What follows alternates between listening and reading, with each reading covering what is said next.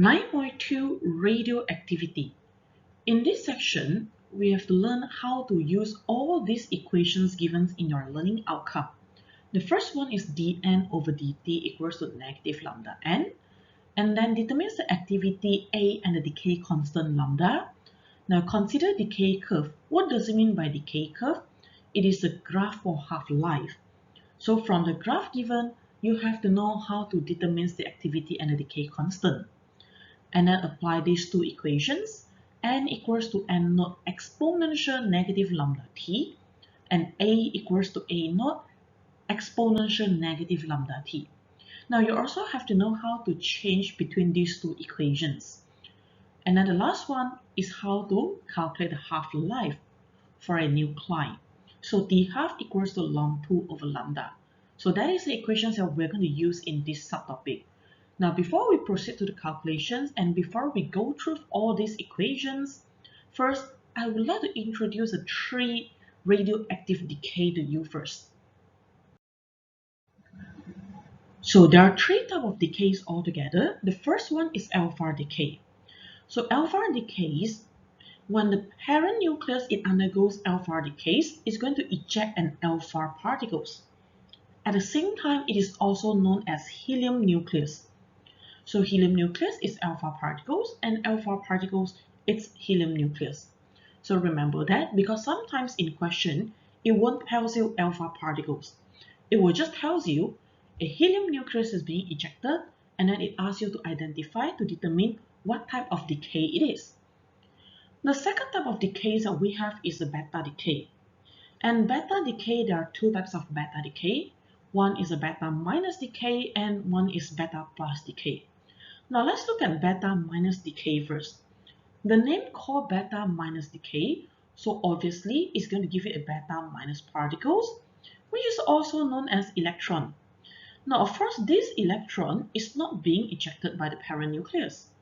What happens in beta minus decay is that a neutron undergoes decay and it gives out a proton and also an electron. That's why if you look at delta nucleus, what you have right here is Z plus 1. Now there's an additional protons right here in the nucleus, and then at the same time it gives out one electron. So this electron is actually coming from the neutron.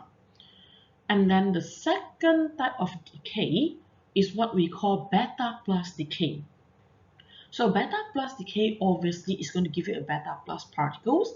In here they call it positron.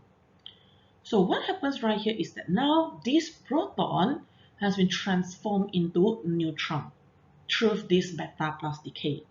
That's why if you look at delta nucleus, now what you have right here is Z minus 1.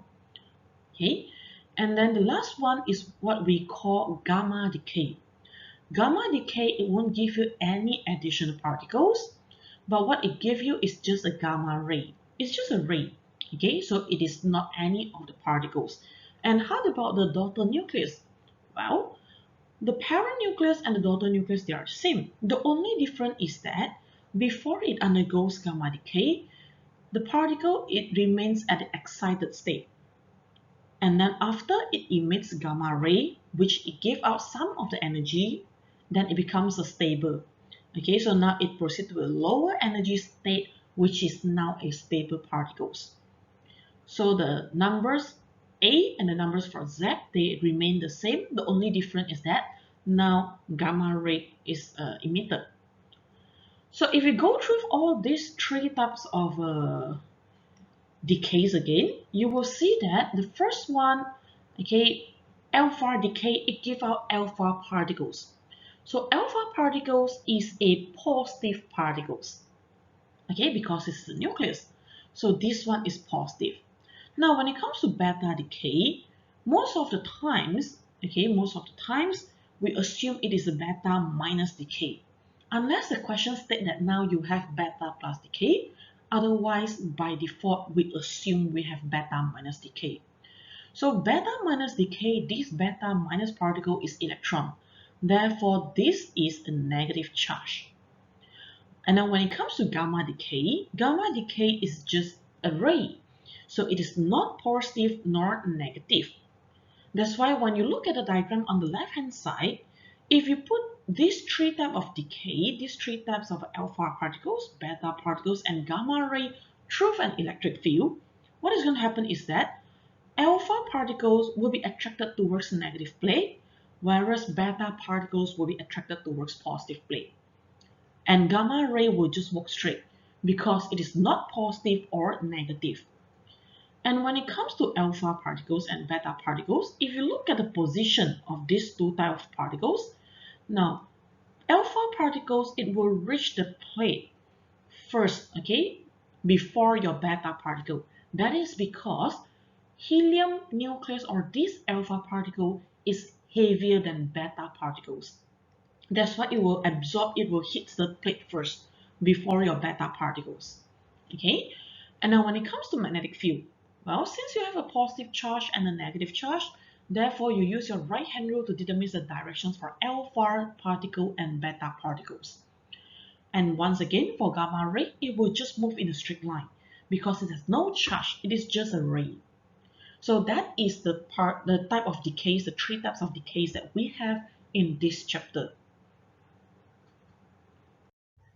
Since we are looking at radioactive decay, of course we want to know more about how does the decays happen, okay, and then what is the rate of the decay. Therefore, we have something known as Decay's law. According to Decay's law, the rate of change of the numbers of nuclei in a sample is proportional to the numbers of nuclei in a sample. What does it mean? Well, it means if you have a lot of nuclei in a sample, then it will decay much faster. If you have a less nuclei in a sample, then the rate of change will become smaller, okay, will become slower. So they are proportional to each other. So now let's look at the graph on the left-hand side. The graph on the left-hand side, it represents Decay's law. If you look at initial state, initially you have a lot of nuclei in a sample. Okay, so as you can see in the graph, when you have a lot of nuclei in a sample, it decays faster. Okay, it drops very quick, the numbers of nuclei. It decays very fast from 0 until the first half-life. And then after the first half-life, what happens? Now you only have half of the numbers of nuclei left. Now you have less numbers of nuclei right here. Therefore, the rate of change becomes slower, as you can see right here. From T-half until 2T-half, now the curve is less steep. Okay, because now it becomes slower. The rate change becomes slower. And then when you have even lesser numbers of nuclei, it gets even slower. And it has less nuclei again, it becomes more slower again. Okay, so this whole graph, it represents what happens in a radioactive decay and what happens to the rate. So initially it drops very fast and then it gets slower, slower, slower, and it will take infinitely long to reach 0. Because when you have even lesser numbers of nuclei, then it's going to take much, much, much longer times to decay. So this curve, this graph, we call it decay curve. Okay, so let's go back to Decay's law. So dN over dt equals to negative lambda n. The negative in the equations, actually it represents the drops in the numbers of nuclei. Okay, so from the startings of the decay, when your sample, it undergoes decay, you will have less and less numbers of nuclei left in the sample. So dN over dt equals to negative lambda n. Now this lambda, be careful, it doesn't represent wavelength anymore. This lambda is the decay constant. Okay, so this decay constant, it depends on the sample. Different sample, it has different decay constant. You don't have a fixed value. Okay, remember, it depends on the sample. Same sample has same decay constant. Different samples have different decay constant. Okay, so what exactly is dN over dt? Okay, in the questions, well, it won't say now the dN over dt of a sample is, right? So what exactly is dN over dt? So dN over dt actually is known as activity of the sample.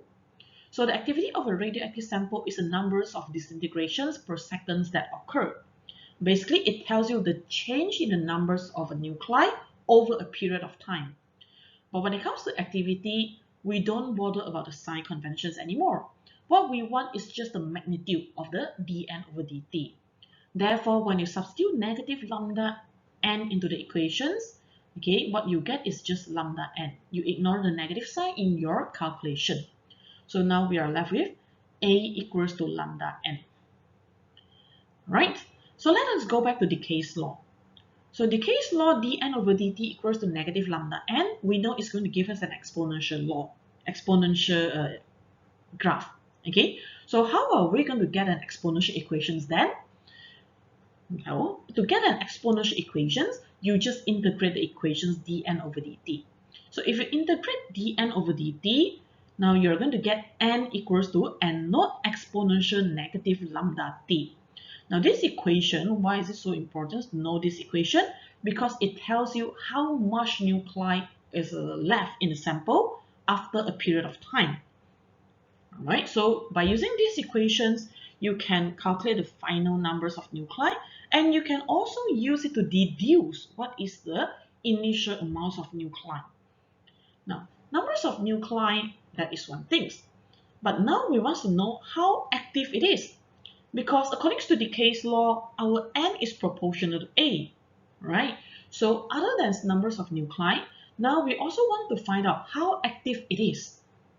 And how are we going to get an equation that can calculate the activity of the radioactive sample? Well, you go back to the equations, a equals to lambda n. So a equals to lambda n, you substitute in the equations n equals to n naught exponential negative lambda t. So if you want to find n, then you substitute a equals to lambda n. And then if you want to find n naught, then you use a naught equals to lambda n naught. So if you substitute n equals to a over lambda and also n naught equals to a naught over lambda into these equations, you will then get the equations for activity. That lets you calculate the final activity of the radioactive samples. Okay, and also it lets you deduce the initial activity of a sample. So basically, these equations, they are all related. Okay, so you use a equals to lambda n to link these two equations together. From n, you want to calculate a, you use a equals to lambda n. From a, you want to calculate n, once again, you use a equals to lambda n. Right? So that is the activity and Decay's law. Now, one last thing before we proceed to the calculation is what we call half-life. Now, when it comes to radioactive decay, we don't look at the full life. Why? Because as you can see in the graph, it is an exponential graph, which means it's going to take infinitely long to reach zero, or it might not reach zero at all. Okay, it's going to take infinitely long. So in this case, to be more practical, what are we going to use to know how fast it decays is by referring to its half-life. So we look at the half-life of any samples. From there, you can know how fast they are going to decay. Okay, so full life is not practical because exponential graph, it will give us infinitely long. Therefore, a more practical value that can be used to know how active it is, we look at the half-life of the particles. So that is the theory part. Now let us go to the questions. Exercise 7. At particular instant, a radioactive sample of plutonium consists of 2.5 times 10 to the power of 16 atoms. Now 2.5 times 10 to the power of 16 atoms, this is n, because it tells you how many particles, how many nuclei you're having right now. And having a decay rate of 2,300 per second. Decay rate, you're looking at rate, so this is dn over dt. Calculate the decay constant of plutonium. Decay constant is lambda. So now you have n, dn over dt and lambda. Question is asking for lambda, so it's very simple. dn over dt is equals to negative lambda n. Now one thing that I want you to take note is when you apply this equation, remember dn over dt is a negative value. Why? Because the numbers of nuclei is dropping, okay, when it undergoes decay. Therefore, it should be negative 2300 equals to negative lambda 2.5 times 10 to the power of 16. So you have value lambda right here with unit. Now what is the unit? You look at the decay rate. Decay rate say 2300 per second. So your decay constant would be per second. If decay rate is per hour, then this lambda decay constant is also per hour. It depends on the decay rate's unit. So that is the answer for question 7. Exercise 8. XE139 has a decay constant 1.54 times 10 to the power of negative 6 per second. So you have decay constant right here.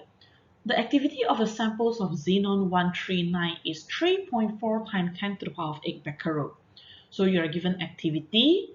Now becquerel at the same time, it is equals to per second. So this one is also 3.4 times 10 to the power of 8 as negative 1. So if you have an activity in S negative 1, decay constant in S negative 1, then you don't have to do unit conversions. If decay constant and activity, they have different unit, then you need to do unit conversions. You need to make sure all of them have the same unit. Okay, so let us go back to the questions. So calculate the mass. How to calculate mass? Now we don't have any equations that come with mass, right? So if the question is asking for mass, then the first thing that you need to do is to calculate the numbers of nuclei. Okay, that is your step number 1. And then once you have numbers of nuclei, you can then calculate the mass, which is a step number 2. So let us go back to step number 1. Well, we have A, we have lambda. Can we calculate N? Obviously, we can. So A equals to lambda N. So from here, you should be able to obtain the value for N. Now remember, N, it must come with unit as well. So in this question, since the questions didn't mention whether it is particles, atoms, or anything, then you just write the unit as nuclei. Okay, so now you got the value for N. Next, we are going to determine the values of mass. How are we going to calculate mass? Okay, so we want to find out what is the values of mass. Well, we do have the numbers of particles. Okay, we have numbers of particles. Now, actually, there's one more thing that we have. The reasons why questions tells you is xenon 139, because this 139, it carries a meaning. It represents the numbers for molar mass, the value for molar mass. So 139, it is actually equals to 139 gram per mole. But remember, you are looking at physics. When it comes to physics, everything should be in SI unit. Therefore, M at the same time is equals to 0.139 kg per mole. Okay, so this is a molar mass in SI unit. Now that we have M, we have the numbers of nuclei, we have molar mass. Can we calculate the mass? Well, obviously yes. How? So remember, in someone or in your chemistry, we have something known as mole. Okay, so mole equals to N over Na, and mole at the same time is also equals to M over M. So the things that we want to use in this question is this part. Because we have numbers of nuclei, we want to calculate mass, therefore we use this part of the equations.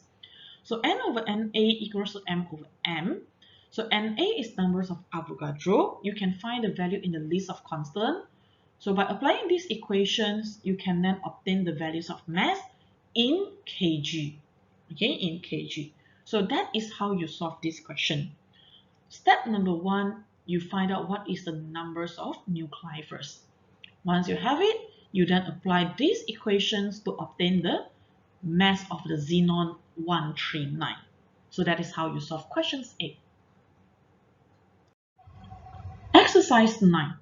Radon-222 is a radioactive gas occurring naturally in rocks. It has a decay constant of 2.1 times 10 to the power of negative 6 per second. So this is lambda.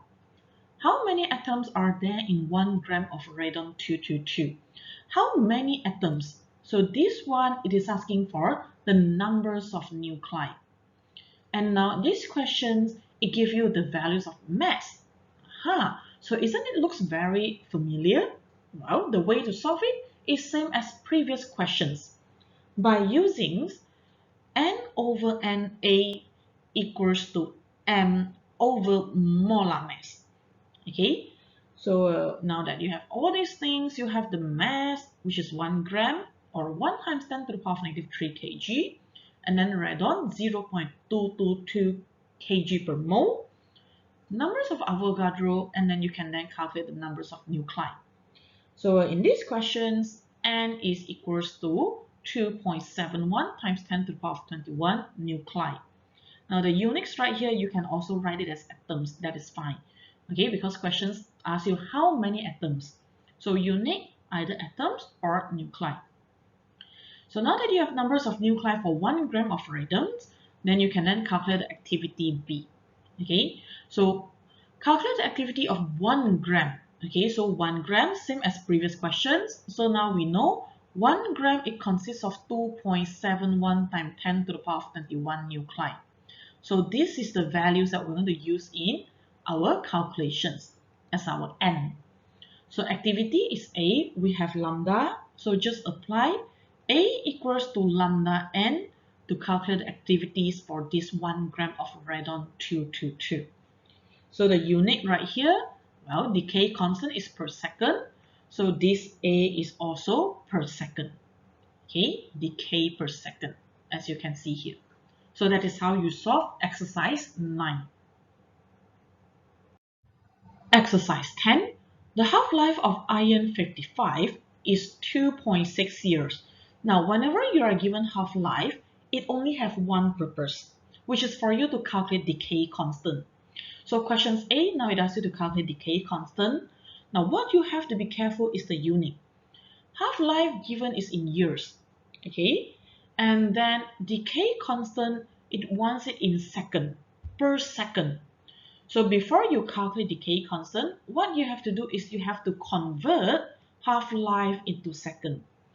Okay, so 1 year equals to 365 days.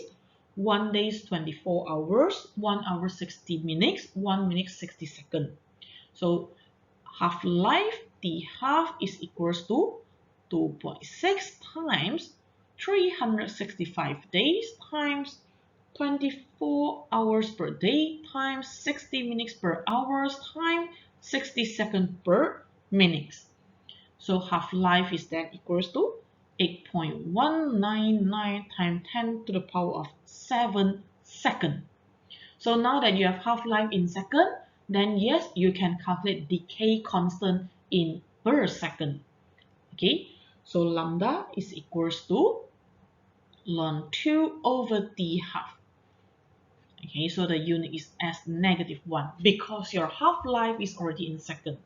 If half-life you use it in years, then your decay constant would be per year. Then you have to do unit conversions after you got the values for decay constant.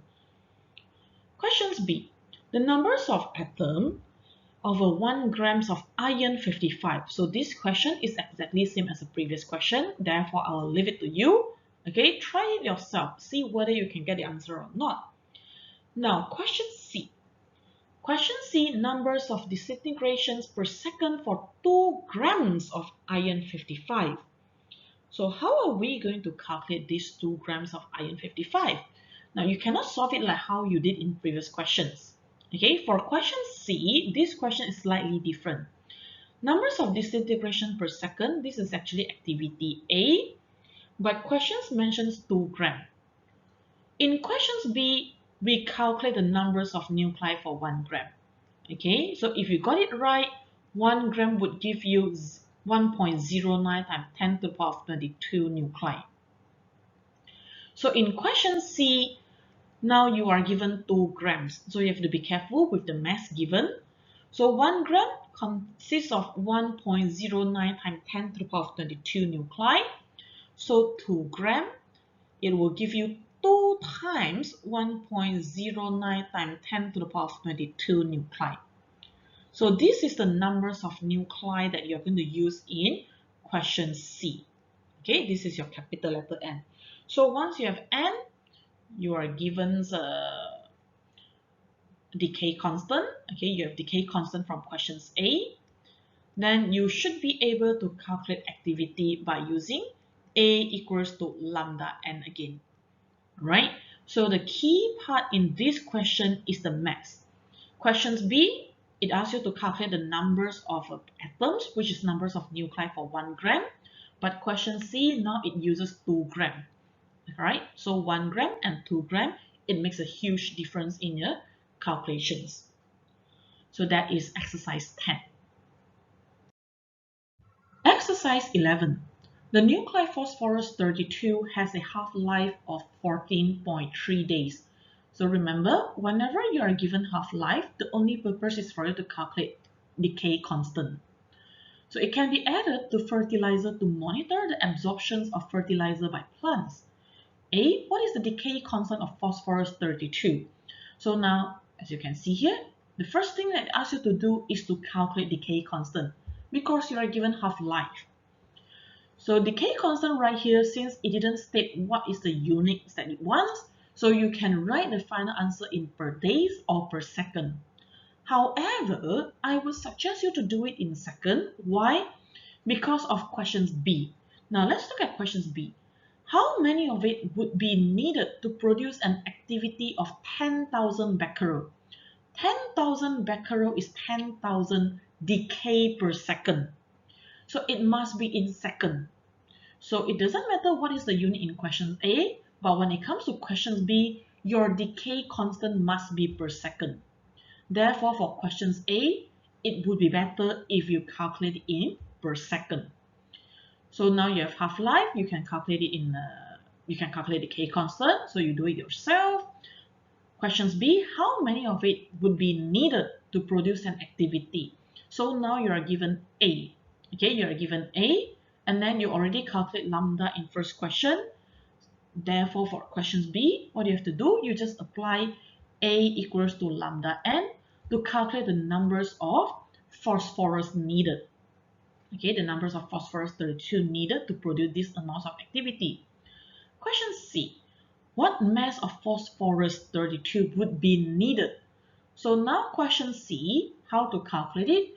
You already got the numbers of nuclei from questions B, where your n is equals to 1.78 times 10 to the power of 10 nuclei. According to question, now you have phosphorus 32. This 32, it represents molar mass. M equals to 32 gram per mole. Remember to change it to kg. So it is 0.032 kg per mole. Now that you have numbers of nuclei, you have a molar mass. Well, of course, you have number of Avogadro. You can then calculate mass once again by using Na over N equals to M over, it should be N over Na equals to M over M, okay, by using these equations again. So from here, you can then obtain the value for mass. And this would be in kg. So that is how you solve exercise 11. Exercise 12. The activity of a samples of a certain radioisotope decreases from 680 becquerels to 200 becquerels. So you have A initial and the A final. Okay, in 5 hours, so you are given some time. This time is not half-life because questions didn't tell you anything about this 5 hours. It just mentions in 5 hours. So this is just a small letter T. And then question asks you to calculate the half-life of radioisotope. Now, when it comes to these questions, if questions ask you to calculate half-life, then you have only one equation, which is T half equals to ln 2 over decay constant. So obviously, to calculate half-life, you need decay constant. So can we calculate decay constant based on the information that we have right now? Yes, we can. Now, it's very obvious which equations need to be used in these questions. Why? Because you have A initial and then you have A final. So A initials and A final. Now, how are we going to solve it? So A equals to A naught exponential negative lambda t.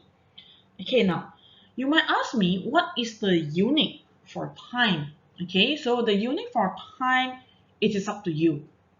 Okay, so it depends on the decay constant and also half-life. Now, since half-life, the questions didn't state the unit, so it is up to you whether you want to use hours or you want to use second in this question.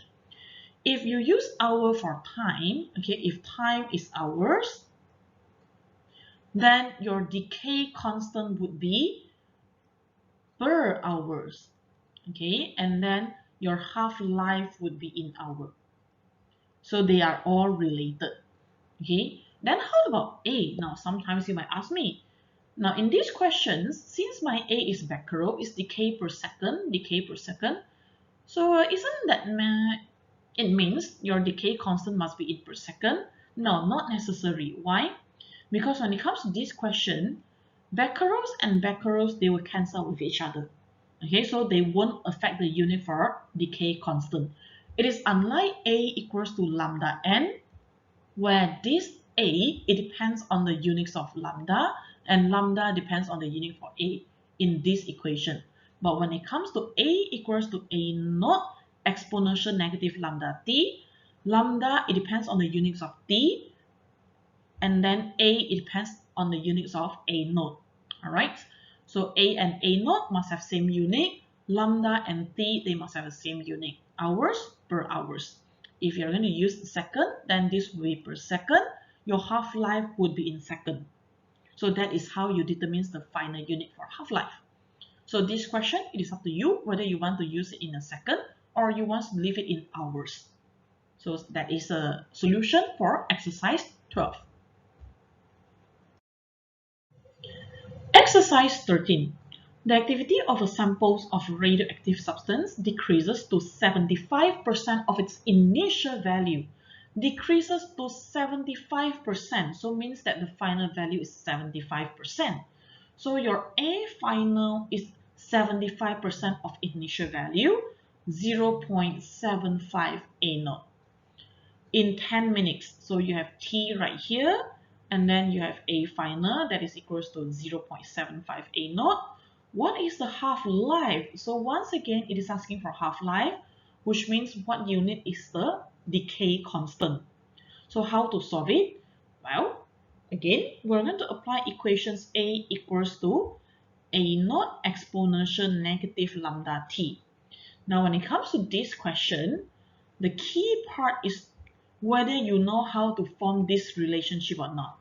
Okay, so if you put these equations, A equals to 0.75 A naught in your equations, so 0.75 A naught is equals to A naught exponential negative lambda t. A naught and A naught, you can cancel it out. So you don't really need the initial value. So once you cancel it out and then put the t into the equations, you can then calculate the values of decay constant. Once you have decay constant, you can then calculate half-life. So that is how you solve questions 13. Questions 14. Isotope 23490 thorium decays into 23491 Pa. So actually this one, it should be 23490 thorium and then 23491 Pa with a half-life of 24 days. So you are given half-life. Remember the things that I told you just now? Whenever you're given half-life, it is for you to calculate lambda. So how long will it take for 90% of the isotope in a sample to convert to 23491 Pa? 90% of it convert, which means the final value would be just a 10%. And since you're looking at the numbers of nuclei, therefore your N final is equals to 10% of N initial, which is 0.1 N naught. Right? Because it says, how long would it take for 90% of the isotope thoriums to convert into Pa? So after 90% they are being converted into Pa, then you are left with 10%. So which means final numbers of nuclei is the 10% of its initial value. So now that you have half-life, that lets you calculate lambda. You have N equals to 0.1 N naught. Okay, so can you calculate the times taken? Yes, you can. So by using n equals to n naught exponential negative lambda t. So n is equals to 0.1 n naught equals to n naught exponential negative lambda t. N naught and n naught cancel out. Then you should be able to find out what is the values of time. So that is how you solve questions 14. Exercise 15. 1 gram carbon from ancient wood produces an activity of 700 decays per hour, whereas a 1 gram carbon from a living plant produces an activity of 900 decays per hour. Now, isn't it weird? Both of them, they are 1 grams of carbon, but how come ancient wood, it has an activity of 700 decays per hour, and then the living plant, it has 900 decays per hour? Now that's because the carbon given right here is a mix of carbon-14 and carbon-12. Carbon-12 is a stable carbon that won't undergo radioactive decay. Carbon-14 is the one that will undergo radioactive decay. Okay, so the things that we are going to check right here is actually the activity of carbon-14. So in 1 gram of carbon, a mix of 14 and 12, now the activity has dropped. Okay, so a living plant, a freshly cut wood, it comes with a decay and come with activity 900 decay per hours. So this one would be our initial value. So after a period of times, okay, where carbon-14 it decays a little bit, then now the activity drops to 700 decays per hour. So question tells you half-life of carbon-14 is 5,600 years. So this is your T half. So remember, whenever you are given T half, you calculate lambda. So if you look at these questions, now you already have A, you have A naught, and you have lambda. It asks you to determine the age of ancient wood. So how to calculate the age of ancient woods? Obviously, freshly cut activity and the final activity. The time taken to decrease from freshly cut activity until the ancient wood activity, that would be the age of the ancient wood. So which means the question is actually asking for small letter t. So use equations. A equals to A naught exponential negative lambda t. From here, you can then calculate the age of the ancient wood. So that is how archaeologists determines the age of something, the age of the wood, the age of the stone, and so on. Okay, which is by using this method. So that is how you solve exercise 15. Exercise 16. A sample consists of 23.4 grams of radioactive substance, which has a half-life. So you are given half-life. So from half-life, you calculate decay constant. And then calculate the mass of the substance Y that is still left in the sample after 108 days. So this is small letter t. So question is asking for mass. Now remember, when question is asking for mass, then this question is always related to the numbers of nuclei. But for these questions, you cannot calculate the numbers of nuclei because you don't have molar mass. So what should we do? So let's recall the equations. Now we know equations n over Na is equals to m over m. Na and m, they are constant value. Okay, which means when it comes to this equation, n is actually proportional to m. Okay, so by using equation n equals to n naught exponential negative lambda t, since we know the equations between n and m, they are directly proportional, then these equations at the same time can be written as m equals to m initial exponential negative lambda t. So now you can calculate the final mass. So initial mass given is 23.4 gram, and then exponential negative lambda, lambda you have half-life, and then t you have 108 days. So your job is to make sure all of them they have the same unit before you calculate the final mass. So that is how you solve exercise 16. A tritium nucleus decays into an isotope of helium by emitting a low-energy beta particles. There's a 6 microgram sample of tritium initially. So this one is your initial mass. The half-life of tritium is 12.3 years. So this is your T-half. Remember, T-half is for you to calculate decay constant. Questions A, what is the numbers of nuclei which are initially present in the sample? So it's asking for numbers of nuclei, which is capital letter N. So now N, how are we going to calculate? We are going to apply equation N over Na equals to M over molar mass. Now we do have the mass at the initial state, and then how about molar mass? So the object in this question is tritium. Okay, so you have 31H. So 31H, this 3, it represents the molar mass. So your molar mass is 3 gram per mole. Therefore, it is 3 times 10 to the power of negative 3 kg mole negative 1. So you do have molar mass, and then you have mass. Number of Avogadro is a constant value. From here, you can then determine the numbers of nuclei. Okay, which is 1.204 times 10 to the power of 18 nuclei. Then question B, it asks you to calculate final mass of the sample that will remain after 5 years. You have small letter t, so you are given initial mass just now, and questions wants to calculate final mass. So this question basically is the same as exercise 16. So refer back to exercise 16 and see how to solve questions B. Exercise 18.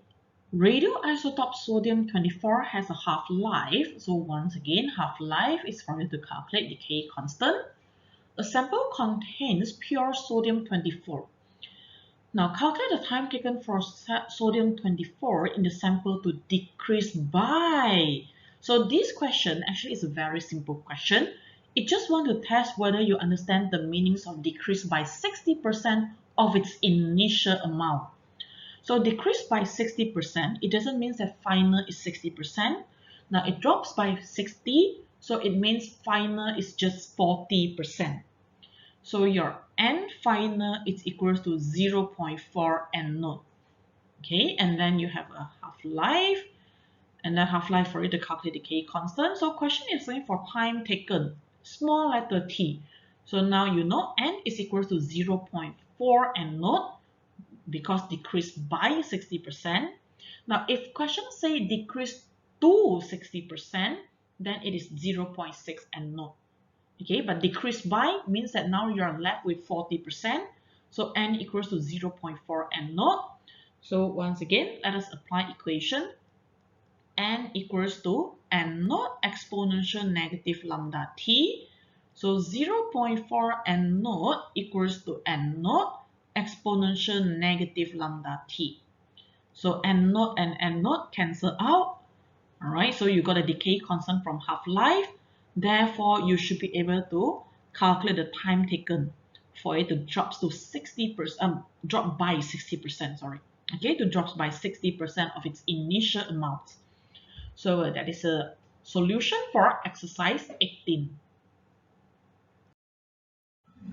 Figure 1 below shows a graph of N against T for a sample of radioactive substance.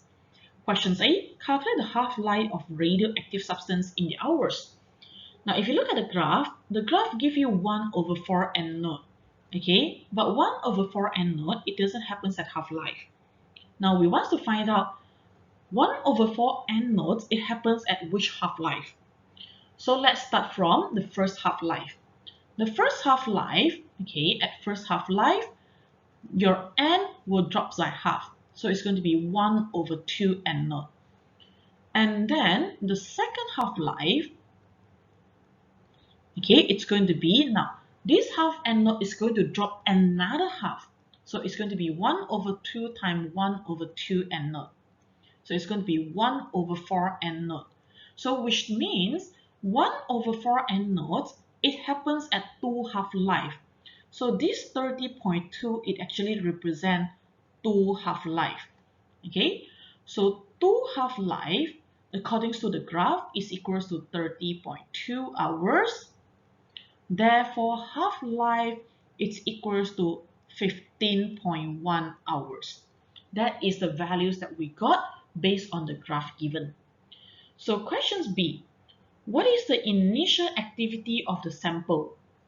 So to calculate initial activity, now we don't have the value. So how are we going to solve it? It's very simple.